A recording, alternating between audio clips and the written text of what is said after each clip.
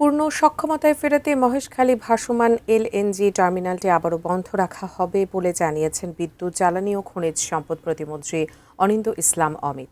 আজ ঢাকা ক্লাবে জ্বালানি বিটের সাংবাদিকদের সংগঠন FERB আয়োজিত সেমিনারে তিনি কথা বলেন। অনুষ্ঠানে বিদ্যুৎ, জ্বালানি ও খনিজ সম্পদ মন্ত্রী ইকবাল হাসান মাহমুদ টুকু বলেন, জ্বালানি খাতে বেসরকারি বিনিয়োগকে স্বাগত জানাবে সরকার।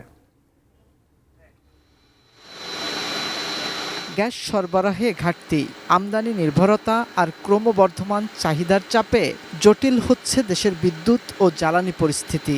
বিগত সময়ে নানা উদ্যোগ নেওয়া হলেও জ্বালানি নিরাপত্তা নিশ্চিত করা যায়নি। ব্যবসায়ীরা বলছেন, জ্বালানি সরবরাহ স্বাভাবিক না হলে অর্থনৈতিক কর্মকাণ্ডে গতি ফেরানো কঠিন। আর বিশেষজ্ঞরা বলছেন, বিদ্যুৎ ও জ্বালানি খাতে এখনও ভুল পথেই হাঁটছে সরকার। নিয়ারলি 58% ইলেকট্রিসিটি ডোমেস্টিক সেক্টরে যায়, হ্যাঁ, আর 27% ইন্ডাস্ট্রি কনজিউম করে। তাহলে এই রেশো দেখলে আপনি যদি আমি যে বিদ্যুৎ দিচ্ছি সেই বিদ্যুতের থেকে যে ডলার আসবে সেটা তো এখানে ক্লিয়ার না। চাহিদা ও সরবরাহে ব্যবধান বিপুল বলে এ সংকটের তাৎক্ষণিক সমাধান সম্ভব নয় বলেছেন বিদ্যুৎ, জ্বালানি ও খনিজ সম্পদ প্রতিমন্ত্রী অনিন্দ্য ইসলাম অমিত।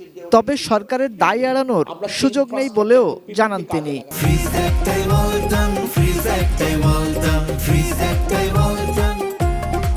একটা বয়লারের কাজ চলছে, আরেকটা বয়লার কিন্তু এখনো ফাংশন হয়নি।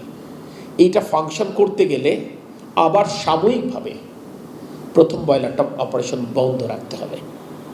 This is the biggest challenge. পরে মন্ত্রী বলেন, জ্বালানি সংকটের টেকসই সমাধানে কাজ করছে সরকার, তবে তা সময় সাপেক্ষ। আমাদের যে টার্গেট 10,000 মেগাওয়াট এটা করতে পারবো। পার্টিকুলারলি আমরা তো ক্লাস্টার বেসিসে যাচ্ছি, আমরা ঢাকা শহর থেকে শুরু করে সারা দেশে রুফটপ দিয়ে দেবো আপনার, এবং এখানে গভর্নমেন্ট কোনো ইনভেস্টমেন্ট করবে না, এখানে প্রাইভেট ইনভেস্টমেন্ট করবে। মন্ত্রী আরো জানান, বিদ্যুৎ ও জ্বালানির উৎস বাড়াতে সরকার সারা দেশে ওপেক্স মডেলে রুফটপ সৌর বিদ্যুৎ দেওয়ার পরিকল্পনা করছে। এই জ্বালানি থেকে নিয়ে অনেকে ঘোলা পানিতে মাছ শিকার করতে যাচ্ছে। মাহাদি সেকেন্দার, ATN নিউজ, ঢাকা।